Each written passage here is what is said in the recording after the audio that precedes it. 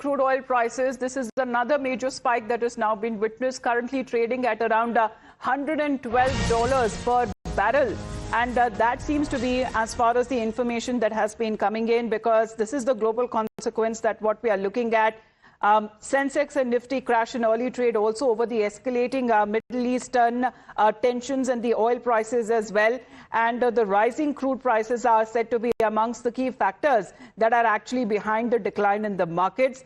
This is a visible oil shock in the global sell-off that has also hit the Indian markets of Sensex and Nifty. And what we are looking at is a bloodbath. That what we are looking at as the Sensex and Nifty declined as the Brent crude has now surged with over $110 per barrel. And this has now followed a fresh escalation with Iran as far as the Middle Eastern crisis are concerned, because the major fields, when we talk about energy, oil and gas infrastructure, that has been hit, and this is coming in from both ways as it is now leading to a wider regional conflict. We'll take a look exactly when it comes to graph how volatile the markets has been ever since on the day and the day before that the war began, and now till the date what we are looking at. And when we speak of the graph, that seems to be going higher as far as the trading of Brent crude is concerned. So on the 10th of March, it was around $89.44 per barrel. And there you can see the spike will at 20th as well.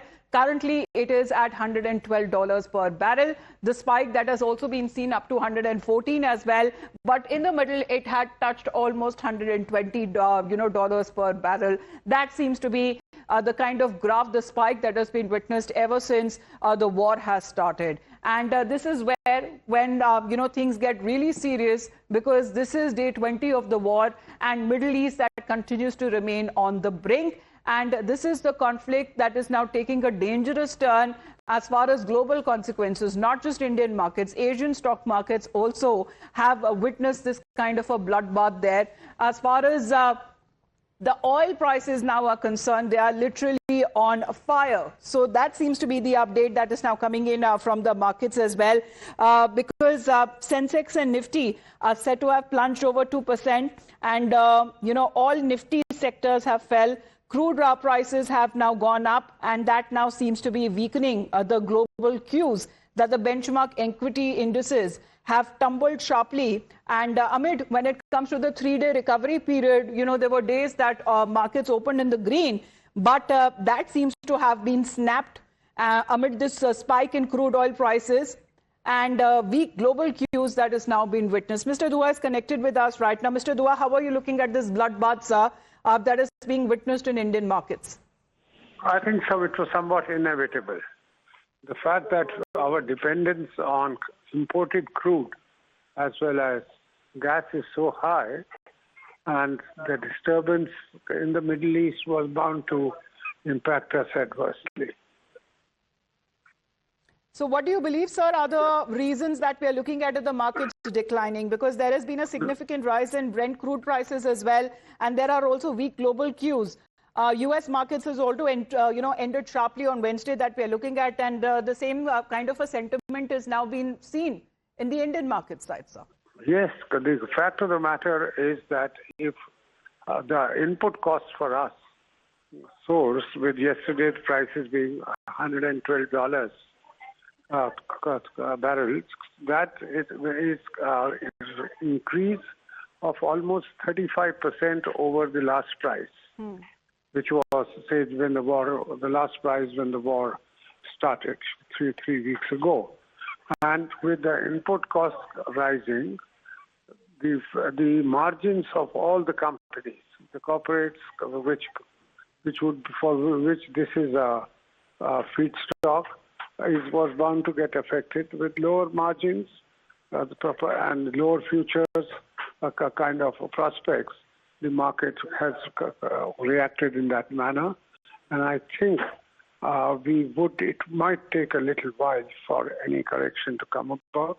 If anything, we should be apprehending a further decline in the value of the markets as well as the value of the dollar vis-a-vis the Indian rupee. Yes, sir, because the impact on the rupee is also something that is also being felt. Well, Mr. Dua, thank you very much for joining us here on the broadcast. It seems that financial and banking stocks have also led to losses as rising crude prices and weak global cues that have now dragged markets lower. Hina, good morning. That seems to be wiping out the recent gains.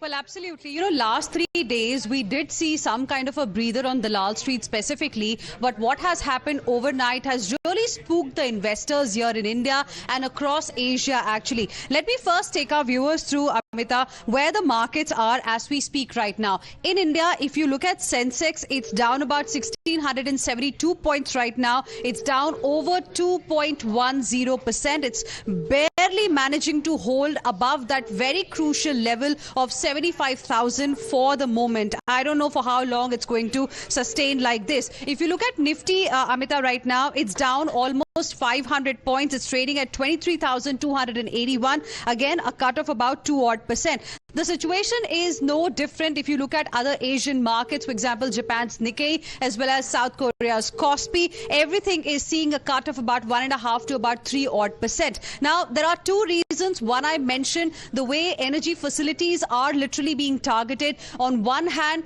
when Israel targeted, in a way, Iran's nerve center, the South Paro gas field, in retaliation, Iran targeted Qatar's nerve center, which is the Ras Laffan, industrial complex, which is an extremely crucial complex that we're talking about. Experts are saying that this is the beginning of another phase of war, something that is going to have an impact on the entire world. Till now, we were just worried about oil and oil prices because of Strait of Hormuz, but now gas facilities being targeted, and this is going to impact almost every sector in the country. Second aspect. Let me just bring in Ashesha over this as well, because Hina also continues to be with us. Ashesha, we are getting, as far as the live market update is also concerned, Sensex, let's talk about that, because this has now been witnessed. The bloodbath on Dalal Street, as we are looking at the Sensex that has opened 1,400 points lower. Nifty is also down by nearly 2%. So that seems to be the sentiment that what we are looking at is now being visible, especially when we are talking about the markets this morning. And Ashesha, that seems to be, that has been the talking point, the uncertainty that seems to have spilled into global equities that is now dragging the Indian benchmarks down at the start of the trade this morning. Well, yes, West Asia conflict is escalating. That is one of the reasons which is weighing heavy on Indian equity markets. But another important reason is also the fall in HDFC Bank stock that we are seeing today. Remember, the stock is down 4.5%, and this is a Nifty heavyweight. It contributes about 12% of Nifty's stock index as a percentage of weightage, and for Nifty Bank it is almost 19 to 20%.